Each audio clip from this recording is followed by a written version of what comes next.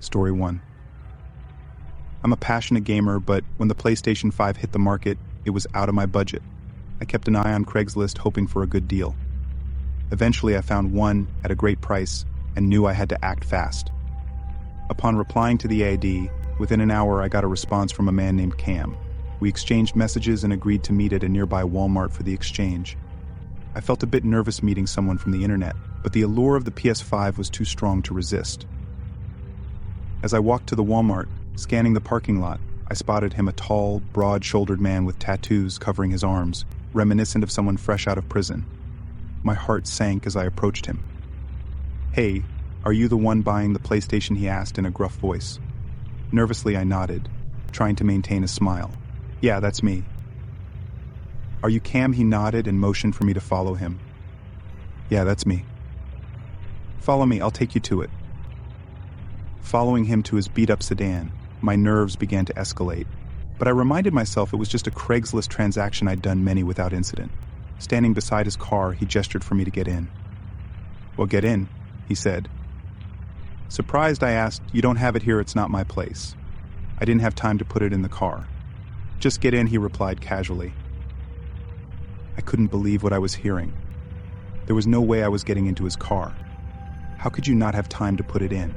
"It takes 2 seconds," I protested, making up an excuse and walking away quickly.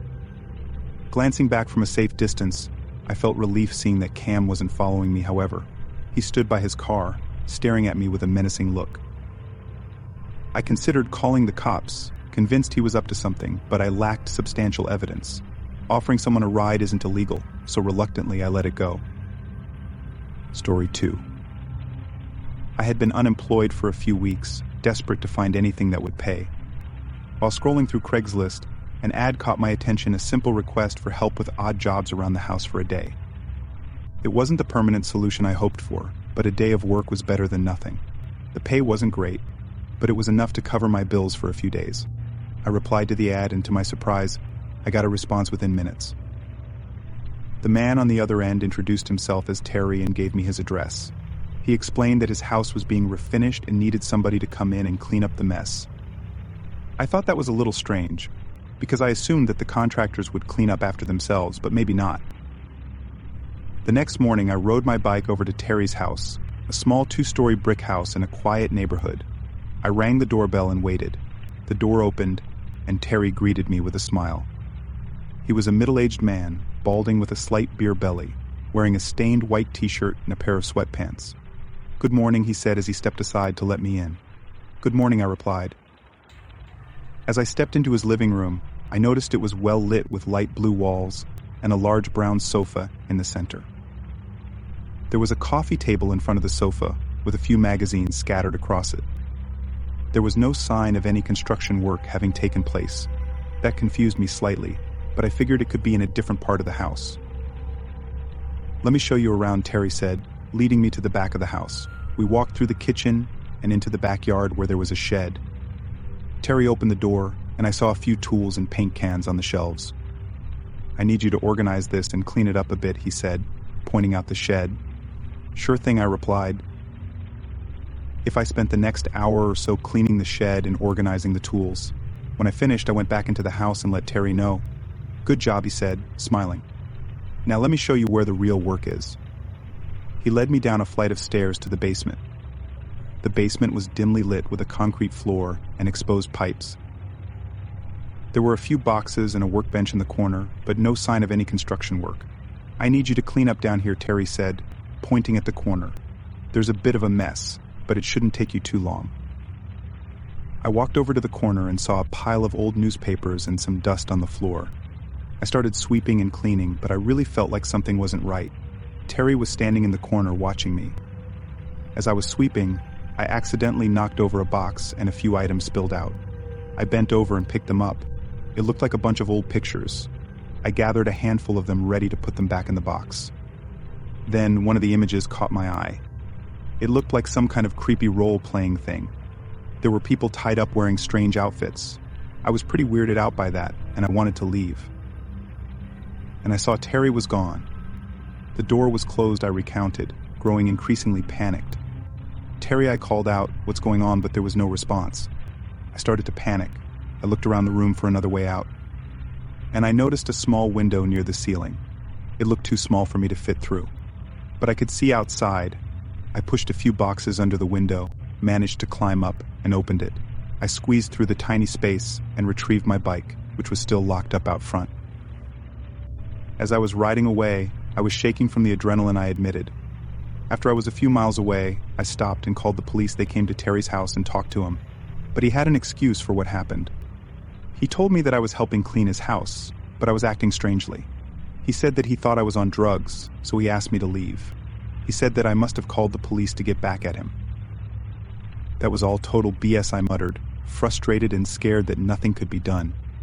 And there was no evidence of any wrongdoing. I knew that I had to warn others. So I decided to post an ad on Craigslist to tell people about him. I described the situation in detail and urged others to be careful when responding to ads like Terry's. Whenever I look back at this incident, I realize how lucky I was to have escaped, I concluded. There's no telling what Terry's intentions were, but they certainly weren't good. Story 3. I'm Derek, and this is a really scary thing that happened to me about a year ago. I had a camera that I didn't use anymore. I was really into photography for a while, but I didn't have much time for it anymore. The camera was a high-end model, and it was in excellent condition. I posted on Craigslist hoping to sell it locally and avoid the hassle of shipping it somewhere. It wasn't long before responses started coming in. One of them was from a guy named Dan. He offered to buy my camera for less than half of what it was worth. I was insulted by the offer and told him so. But he persisted, sending multiple messages every day. He kept making lowball offers, and I kept refusing. Eventually, he made a decent offer, and I actually agreed to sell it to him. We arranged to meet at a subway station near my apartment. I was looking forward to finally making the sale and moving on with my life. When I arrived at the subway station, I saw 3 men standing there where we agreed to meet. They were all much larger than me, and they were all staring at me. I felt a knot form in my stomach, but I tried to remain calm. "Hi, Dan," I said, walking over to them. "Hey," he said with a smirk. I nodded to each of the men, but I could feel their eyes sizing me up. I started to regret agreeing to meet them here. There was a tension in the air that I can't quite explain, and I told myself not to be afraid. "So do you have the camera?" Dan asked. I nodded and pulled it out of my bag. "Here it is, in great condition." Just like I said, Dan took the camera from me and inspected it carefully. He turned it over in his hand, looking at it from every angle. I could see the other men watching him, their eyes darting from the camera to me, and then back again. Finally, Dan handed the camera back to me. "This isn't worth what you're asking for," he said in an aggressive tone. I felt a sinking feeling in my chest. I had expected this, but I'd hoped he would at least stick to his word. "I'm sorry, but we agreed on the price already. I can't go any lower than that." I felt very intimidated with those 3 men standing over me. It was like an unspoken implication that things would go wrong if I argued any more. Dan stepped closer to me, his face inches from mine. "Listen, kid, I'm doing you a favor by even offering you this much. You should take it and be grateful." I could feel his breath on my face, and I felt a surge of anger. Who was he to talk to me like that? I took a step back and stood up straighter. "I can't go any lower." "Take it or leave it," I said with force and confidence. Dan's face twisted in anger. Then he lifted up his shirt, revealing a gun in his waist. I was feeling very threatened. The other 2 men were standing there stone-faced. "Now listen," he said, pointing at me. "You're going to take the money that I'm offering, and you're going to hand over that camera." I felt really terrified. I didn't know what to do. The other men had circled around me. I could feel their presence closing in. I knew I had to get out of there. I didn't want to give in to these bullies. However, as I looked into Dan's eyes, I saw something that scared me even more than the gun. It was a glint of madness, a look that said he was willing to do anything to get what he wanted. I knew I had to be careful. Okay, I said, holding my hands in surrender. "I'll take the money." They each took a half step back, and I felt a surge of relief. "Good," he said. "I knew you'd come to your senses." He handed me the wad of cash, and I quickly counted it. It was less than half what we'd agreed on, but I knew I had to take it and get out of there. As I handed over the camera, I felt a pang of regret. I knew I'd let these guys take me for a sucker, and I felt really crappy. The men walked away, and I stood there feeling numb. As I walked back to my apartment, I felt a mix of emotions. I was angry, scared, and disappointed. I couldn't believe that people can be so ruthless, so willing to do anything for money. When I got back to my apartment, I sat down and tried to process what had just happened. I looked at the money on the table, feeling both disgusted and ashamed of myself. But as I sat there, I realized I couldn't just let it go. I had to do something. I couldn't just let those guys get away with what they had done. I had to stand up for myself to make sure that they were held accountable.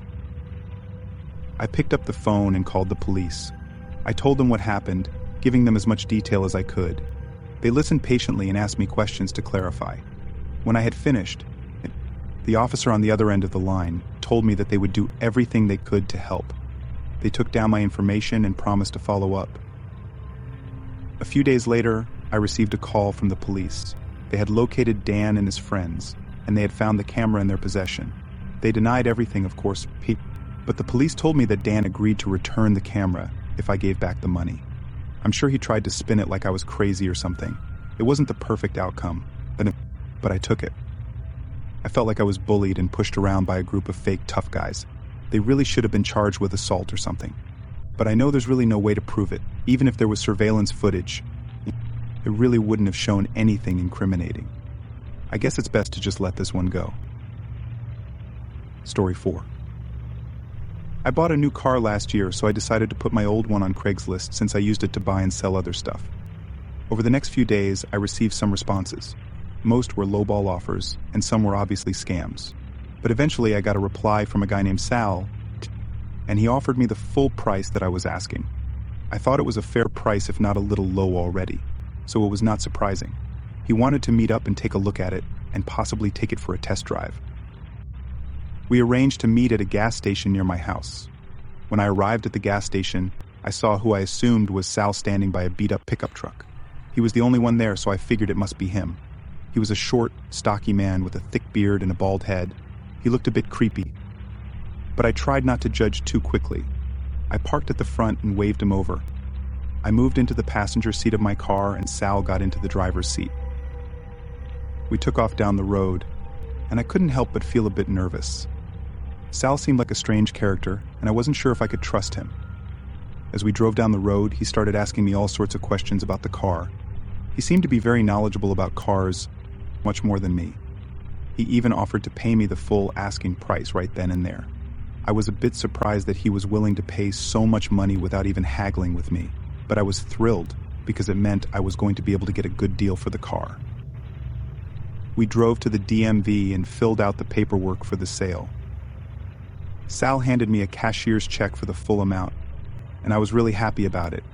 I went to the bank and deposited the check. But when I handed it to the teller, she looked at me in a strange way. She then said that she needed to get her manager. The two of them approached me and told me that the check was fake. I couldn't believe it. I trusted Sal, and he lied to me. I tried to contact him, but he never answered any of my calls or emails. Regrettably, I didn't get any of his actual information in the transfer. Come to think of it, I'd be surprised if his real name was actually Sal. I felt really angry and disappointed. I put my trust in a stranger, and he took advantage of me. I felt like I lost not only my car, but also my self-respect. I was so upset that I didn't even want to tell my wife what had happened. I had always thought that I was good at spotting a scam and never fall for the really obvious ones. This one was different. We dealt face to face. In my experience, it's usually pretty safe. I thought there must be some way to track them down. But when I looked it up online, I found that it's actually a pretty common scam, and there's really no way to get your stuff back. This was an expensive lesson that I'll never forget. Story 5. This happened quite a while back when I was 18 years old. I lived with my folks, even though I had recently moved on from secondary school. I just purchased another PC. Furthermore, after I was finished getting it set up, I posted my old one on Craigslist. It was just 2 years old. Yet in those days that implied it was obsolete. It was a Dell PC with fair specs, and it was very nearly $2,000 fresh out of the box. I was asking for just $500 because more current workstations at the time were significantly better. After posting it on the web, I didn't need to wait long for a reaction. A person named Toby informed me I was inspired by the PC, but I needed to see it first. I needed to set up a chance to meet next week, when I would be in Midtown. That way we could meet at a bistro or something like that. At the point when I proposed it, Toby said that he wanted it immediately. Therefore, I consented to allow him to approach my home. I realized gathering in a public place would be more brilliant. Be that as it may, our home was in suburbia, and I didn't have a vehicle. I realized it was apathetic and moronic. Yet, I gave him my residence. My folks weren't home, and I figured it'd be a speedy deal and that nothing would turn out badly, I thought. Toby appeared sometime thereafter, on a Saturday at around 7 p.m. I saw a more seasoned van maneuver into the carport, and a man got out. In any case, he was not alone. He had one more person with him. The two of them were no less than 30, a lot greater than me. When that's what I saw, I felt somewhat frightened. Something about their presence felt off. In any case, I forgot about the inclination. All things considered, they were only there to check a PC out. I let them in, and we set up in the kitchen, I recalled. I started showing the PC to Toby, and then his companion promptly requested that I utilize the restroom. I pointed him to the correct heading, which was not far off and down a short passage. Then, at that point, I zeroed in on showing the PC to Toby. Around 10 minutes passed while we were checking it out. I had deleted it in advance, so it was fundamentally running as new. Then, at that point, I unexpectedly understood that the other man hadn't gotten back from the washroom. "Hello, he's your companion," I greeted Toby. "Good," Toby replied. "No doubt, you can take some time some of the time, just relax." I listened as intently as I could and heard strides that weren't coming from the washroom area. They were coming from higher up. Since there were only the three of us in the house, I realized it was him. The restroom was on the main floor, so there was not a great explanation for him to be up there. That was when I started to overreact inside, however. I attempted to conceal it. I nonchalantly asked Toby about his friend once more, hoping my anxiety wasn't showing. His response was cold and frightening.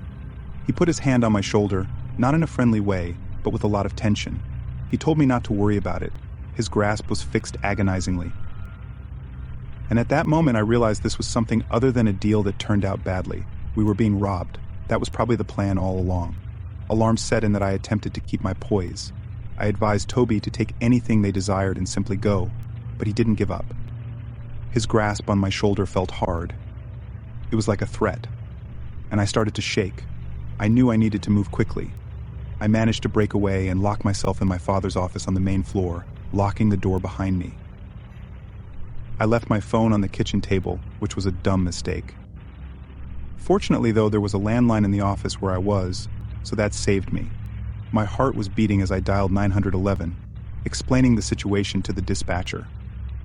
The man is hoping that the police will show up on the longest day of his life.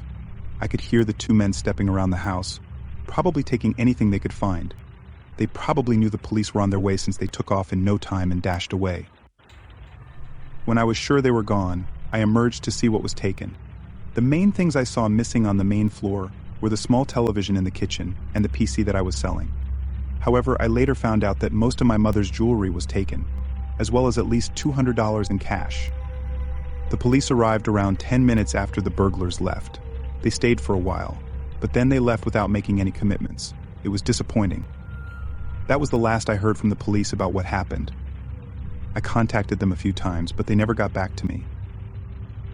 When my parents and sister returned home, I had to explain what happened. They initially thought I was joking since I have a dark, funny bone, but when they realized it was real, they were mad too. I would estimate the losses at around $3,000, which was a huge amount of money for me at that time. Since it was all my fault, I had to take responsibility for it. That was essentially my whole summer of work down the drain. It was the last time I met a strange person off the internet. If I was ever to repeat it, there'd be no chance I would allow them to come to my place. It's a public or private arrangement with no exceptions.